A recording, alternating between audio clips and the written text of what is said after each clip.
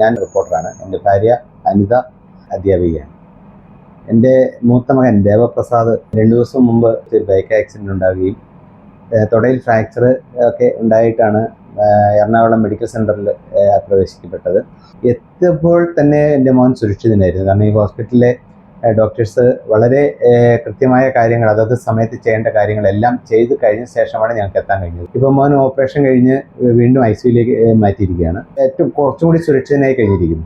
ഈ ഹോസ്പിറ്റലിലെ neuro surgeon doctor Jayaraj sir, അതേപോലെ തന്നെ ortho paediatric doctor BB George, ഈ 2 പേരുടെ കീഴിലുള്ള മറ്റ് ഡോക്ടേഴ്സ്, ഇവരാണ് എൻ്റെ മോനെ കഴിഞ്ഞ 2 ദിവസമായിട്ട് പരിചരിച്ച് വരുന്നത്.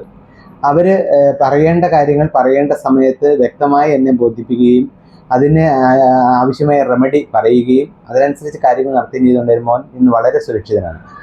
എനിക്ക് ഇവിടെ വന്ന ശേഷം ബോധ്യപ്പെട്ട ഒരു കാര്യം, ഇവിടുത്തെ ജീവനക്കാരുടെ, ഡോക്ടേഴ്സ് ആയാലും ശരി, ഈവൻ ഇഫ് സിസ്റ്റേഴ്സ് ആയാലും ശരി, സെക്യൂരിറ്റി വിങ് ആയാലും ശരി, അവർ നൽകുന്ന ഒരു സ്നേഹം, ഒരു പരിചരണം, ഒരു ആത്മാർത്ഥത, അത് മറ്റൊരു ആശുപത്രിയിൽ എനിക്ക് കാണാൻ കഴിഞ്ഞില്ല.